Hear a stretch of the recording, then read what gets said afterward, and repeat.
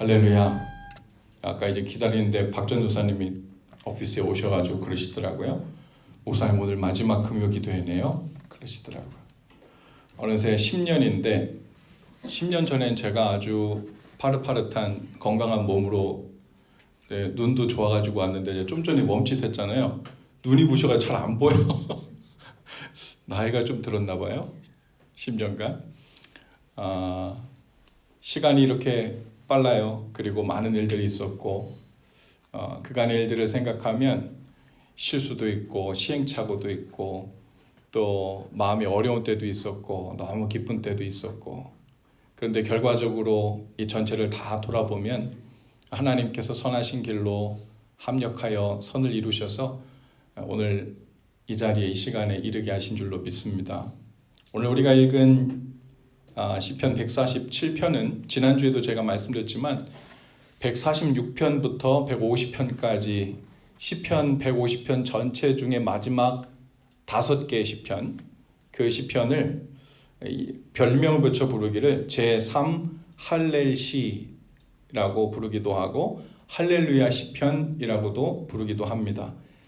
이 5개의 시편은 시작하는 단어와 마치는 단어가 다 할렐루야로 시작하고 할렐루야로 마쳐요. Anyway, 됐고 됐고 할렐루야 하나님을 찬양하십시오. 그리고 쭉 이야기하고 맨 마지막에 그러므로 하나님을 찬양하십시오.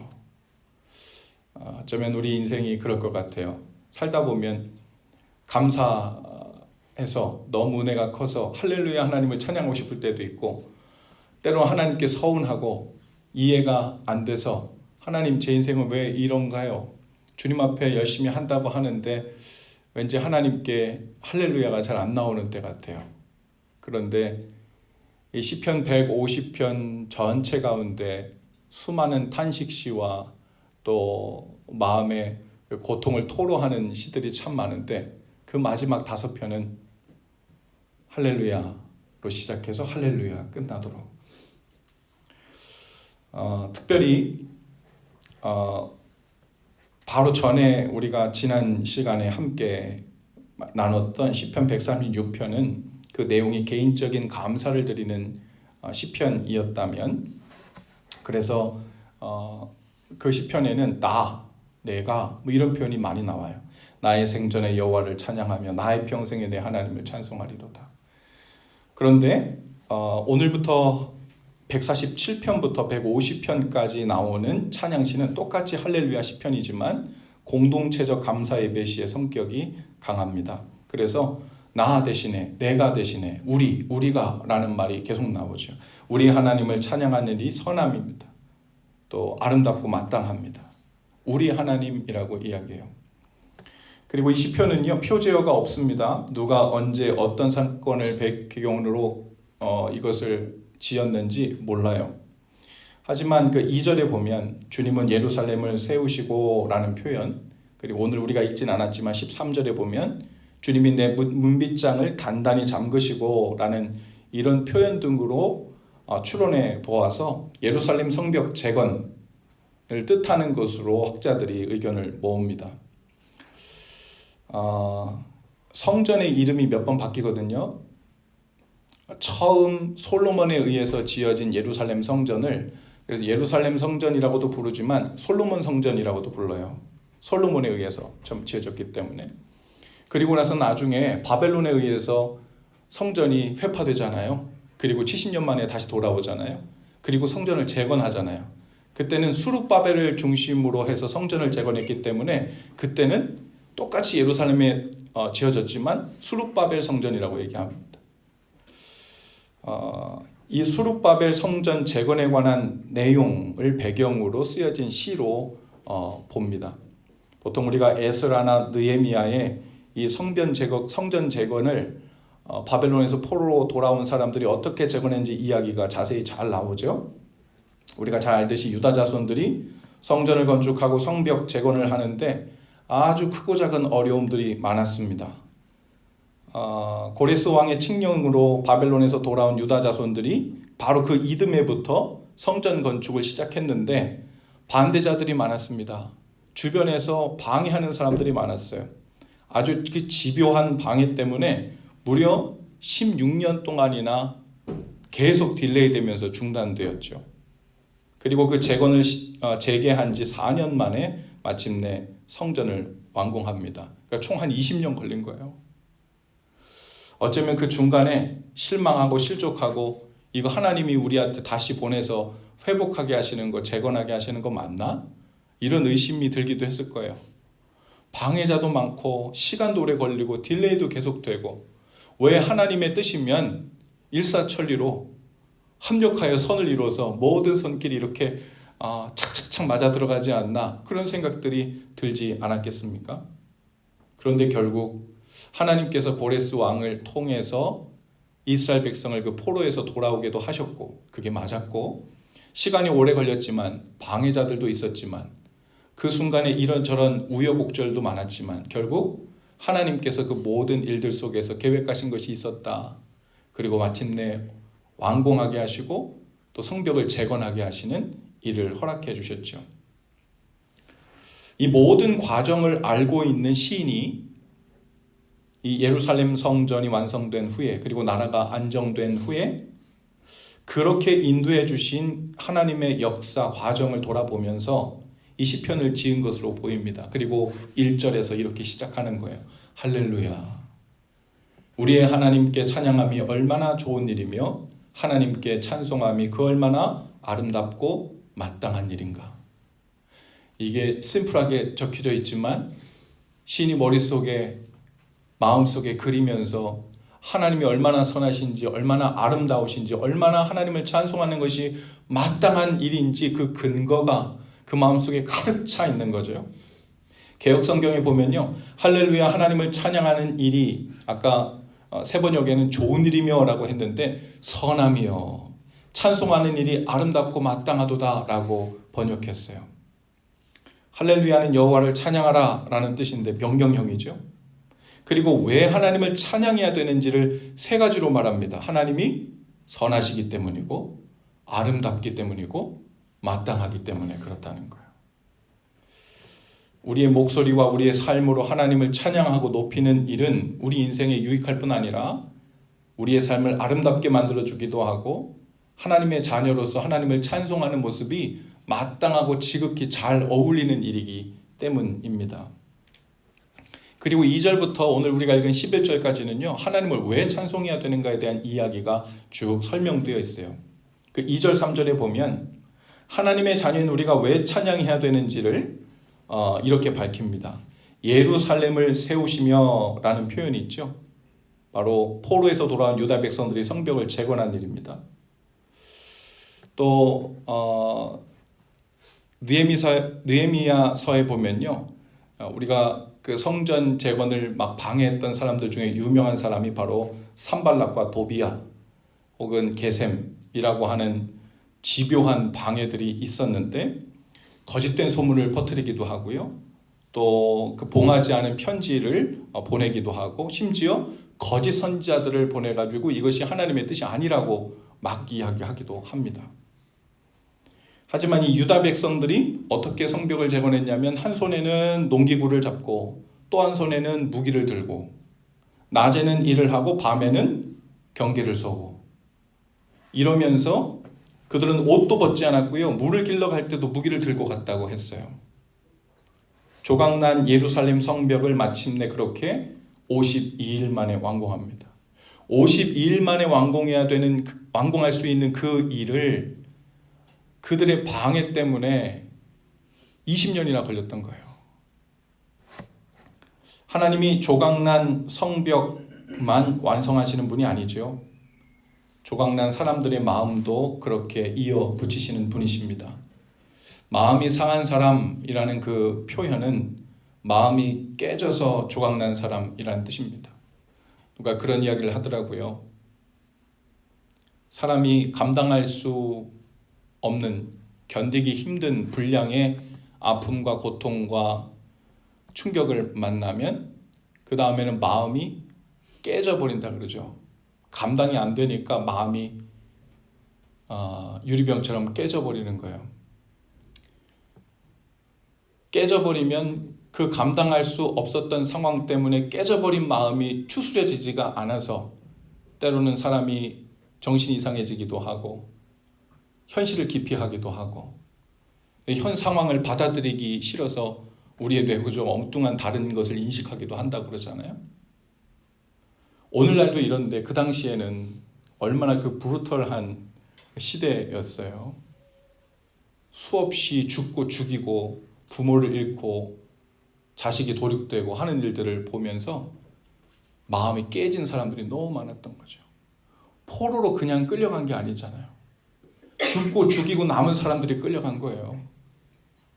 내가 사랑했던 사람들, 가족들, 친척들이 주변에서 죽어가는 것을 다 보았고 그 상처를 품은 상태로 죽지도 못한 상태로 포로로 끌려갔다가 70년 만에 그 자손과 자손이 다시 돌아오게 되는 부모 세대뿐만 아니라 그 후대 세대들도 마음이 깨지고 깨져서 그 깨어진 마음을 추스르지 못한 상태에서 온 거예요. 미션이다, 사명이다, 성전 재건한다, 너무 거룩해 보이고 좋은데 그들은 어쩌면 그들 마음에 자기 자신, 자기 마음 하나 추스릴 힘이 없었던 거죠. 그런데 하나님께서 그 상한 마음을 고치시고 다시 이어붙이시는 분이라는 거예요. 하나님께서 우리의 삶과 인생이 찢어질 대로 찢어져서 아무리 많이 조각난 상태가 되었더라도 다시 맞추어 주시는 선하신 하나님이심을 믿으시기 바랍니다. 우리가 선하신 그 하나님을 기대하고 소망을 두고 찬양하며 살아가면 우리의 조각난 인생도 그렇게 계속해서 맞춰 주실 것입니다.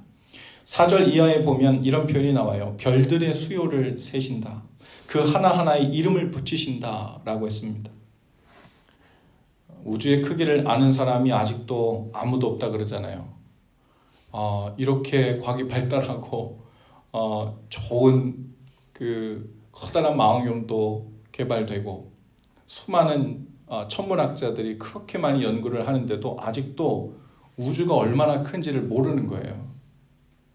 팽창하고 있다는 가설이 있는데 계속 팽창하고 있는 건 맞는지 조차도 이론일 뿐이죠. 본 적이 없습니다. 확인할 길이 없어요. 보통 우주 안에는요 약 1,000억 개의 은하계가 있다고 하죠. 1,000억 개의 은하계. 그리고 그 은하계 안에 별들이 각 은하계 안에 또 1,000억 개의 별들이 있고 지구는 그 별들 중에 하나인 거예요. 이 우주는 사람의 한계를 벗어날 뿐만 아니라 상상이 안 되는 수준인 거죠. 그런데 그 하나님께서 별들의 숫자도 아시고 별들의 이름도 다 불러주시는 분이시다. 우리가 아마 좀 이해를 돕기 위해서 머리숱 누가 제일 많으신지 모르겠네요. 머리숱 많으신 분의 이 머리숱 1번부터 2번, 3번, 4번 이름을 붙여가면서 하나님께서 우리 머리숱에 이름을 다 붙여도 이거는 별들의 수하고는 비교도 안 되는 거예요. 그렇게 하나님께서 세밀하게 우리를 아시고 이름을 부른다는 것은 이름을 부를 때 비로소 너는 나에게 의미가 되었다 그러잖아요. 이름을 부른다는 것은 그 사람의 정체성을 얘기하는 거거든요. 이름을 부른다는 것은 내가 너를 안다는 말이거든요. 하나님께서 그 우주 가운데 한 별이었던 그 별들 가운데 살고 있던 아브라함을 어느 날 개별적으로 찾아오셔서 그 이름을 부르십니다. 그리고 불러내십니다.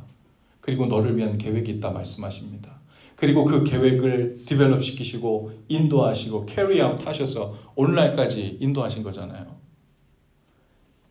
정말 이해할 수가 없는 수준의 놀라운 신실하심과 사랑과 그분의 섭리입니다.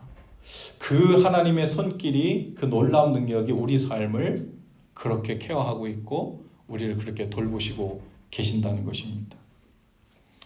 7절에서 9절에 보면요, 시인은 하나님을 찬양해야 하는 이유가 이제 자연으로 넘어가요. 그리고 산에 풀이 자라게 하심, 그리고 들짐승과 까마귀 새끼에게 먹을 것을 주심 때문이라고도 말합니다. 여기서 말하는 풀은 아침에 자라서 저녁에 지고 마는, 어쩌면 그 풀숲 옆을 아무도 지나가지 않았어서 그 풀이 자라는지 졌는지 시들었는지 아무도 케어하지 않는 그런 풀 하나조차도 하나님께서 하찮게 여기시지 않고 구름으로 덮어주시기도 하시고 비를 내려주시기도 하시고 그 생명을 유지하는 그 기한까지 정하셔서 하나님께서 케어하시는 분이시다라는 거죠. 그리고 9절에 보면 들짐승이란 표현이 나오죠. 사람들의 보호를 받지 못하는 야생동물을 의미합니다. 저희 집에 강아지를 키워보니까 얘가 밖에 쉘터 있을 때는 우리하고 아무 상관이 없었잖아요. 집에 들어오니까 콩두라는 이름도 붙여주죠. 아침마다 혹은 밖에 나갔다 들어올 때마다 눈을 맞추죠. 얼마나 반가워하는지 나를 언제 봤다고, 우리가 언제부터 식구였다고 너무 반가워하는 거예요. 죽고 못 사는 사이 같은 거예요. 제가 이틀 동안 그 애뉴얼 컨퍼런스 연회를 다녀오느라고 외박하고 이틀 있다가 3일째 돌아왔는데 정신을 못 차려요. 그냥 너무 반가워가지고 이산가족 상봉하는 것 같아. 이렇게 그 동물도 이렇게 그 관계가 너무 깊어지고 친밀해질 수 있는데 저 밖에 들짐승들, 이름 모르는 크고 작은 그 많은 동물들은 우리가 관계가 없어서 그들을 모를 뿐이지 그 각자 하나님께서 돌보시는 귀한 피조물들 아닙니까?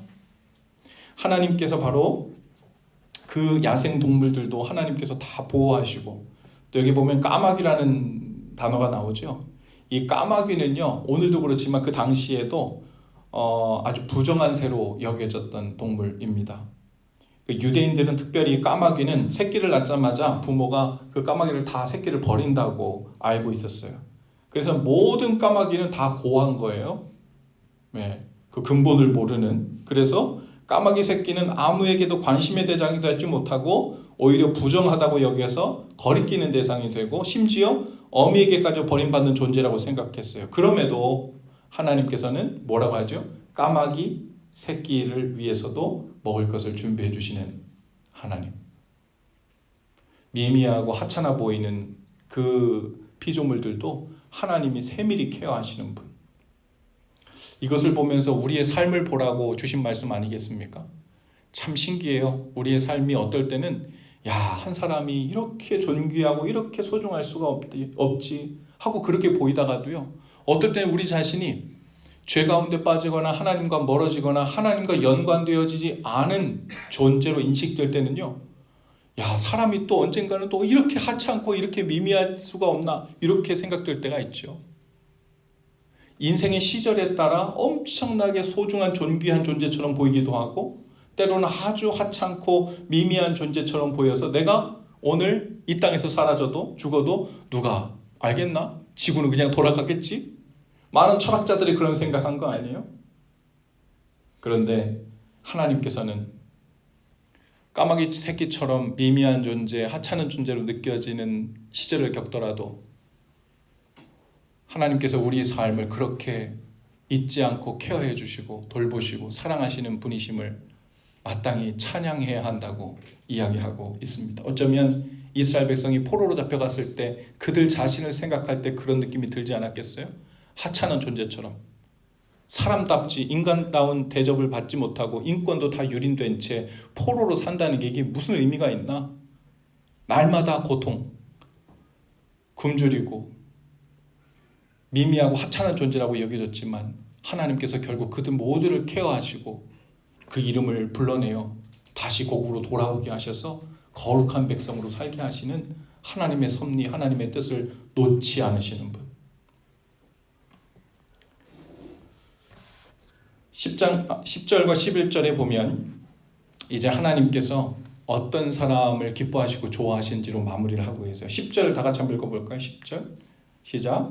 주님은 힘센 준말을 좋아하지 않으시고 빨리 달리는 힘센 다리를 가진 사람도 반기지 않으신다고 하십니다. 오히려 어떤 사람을 좋아하시고 기다리시는가? 11절에 나와요. 시작.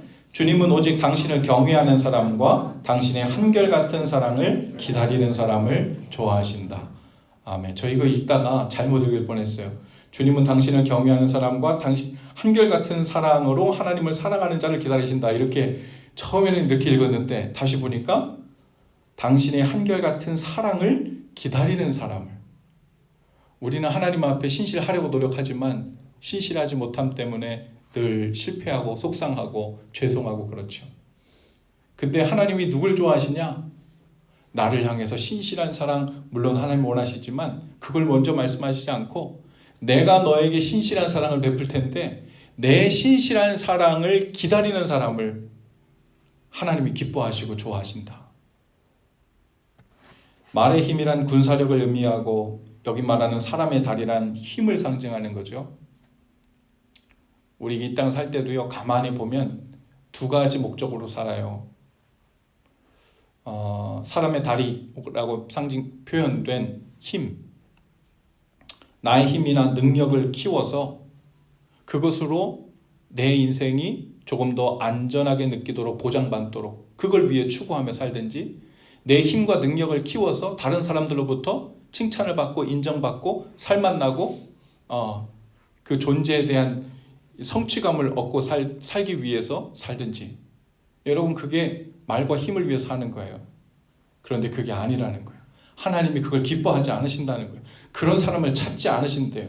오히려 하나님이 기뻐하는 사람, 좋아하는 사람은 첫 번째 하나님을 경외하는 사람, 하나님의 신실하신 사랑을 받으려고 날마다 하나님을 기다리는 사람, 그 사람을 하나님께서 좋아하시고 기뻐하신다 말씀하십니다. 오늘 여러분들이 저와 여러분이 함께 하나님 앞에서 살아갈 때 끊임없는 이 두 가지 생각이 우리 마음속에 알매도 불구하고 계속 왔다 갔다 할 겁니다. 하나님, 좀 더 큰 힘이 그리고 좀 더 큰 능력이 제게 주어지면 더 살만나겠습니다. 제가 좀 더 세이프하다고 느끼겠습니다. 그리고 인생을 성공하고 만족스러운 삶을 살았다고 느낄 겁니다. 그런데 하나님은 우리에게 말씀하세요. 아니, 세이프하다고 느끼는 거, 만족하며 사는 거, 성공한 인생처럼 느끼는 건 거기에 달려있지 않고 하나님을 얼마나 경외하며 사는가. 그리고 우리에게 신실한 사랑을 오늘도 우리가 미미해 보이든 소중해 보이든 까마귀 새끼처럼 보이든 우리를 끝까지 신실하게 돌봐주시고 사랑하시는 그 사랑을 날마다 기다리는 자로 살 것인가.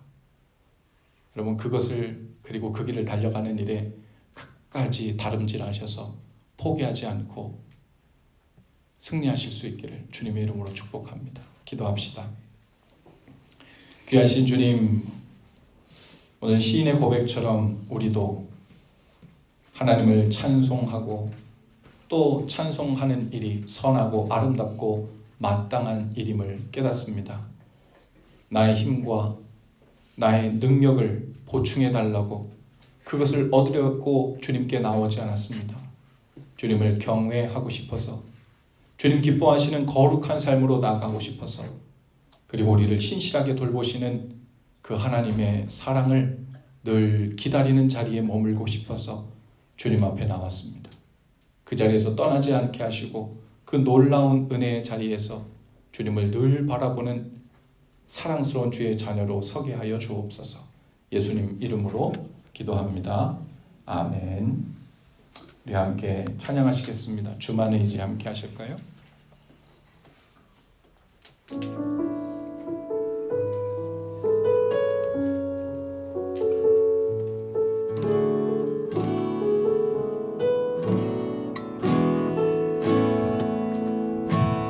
의지했던 모든 것, 의지했던 모든 것 변해가고 억울한 마음은 커져가네. 부끄럼 없이 살고 싶은 맘 주님 하시네.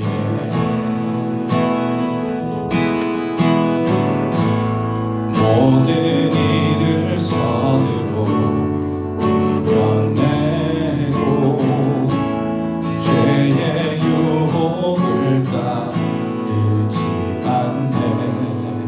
나를 구원하신 영원한 그 사랑, 그 신들의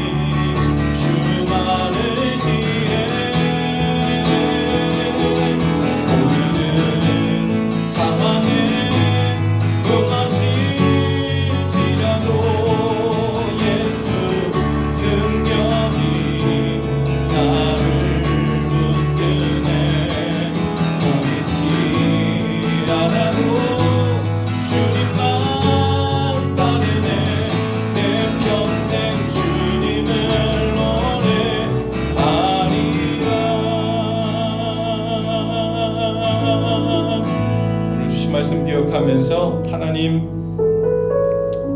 우리 삶이 작게만 보여도 때론 하나님 선하신 손길이 잘 보이지 않는 것 같아도 할렐루야 하나님을 찬양합니다. 하나님을 찬양함이 선하고 아름답고 마땅합니다. 하나님, 주님의 그 선하심을 기다리고 신실하신 영원하신 주의 사랑을 기다리고 또 기다리는 그 자리를 떠나지 않도록 주여 우리를 도우시고 인도하여 주옵소서. 오늘 주님 앞에 우리 삶을 내어 드리면서 다 같이 우리 한 목소리로 기도하며 나아가십시다.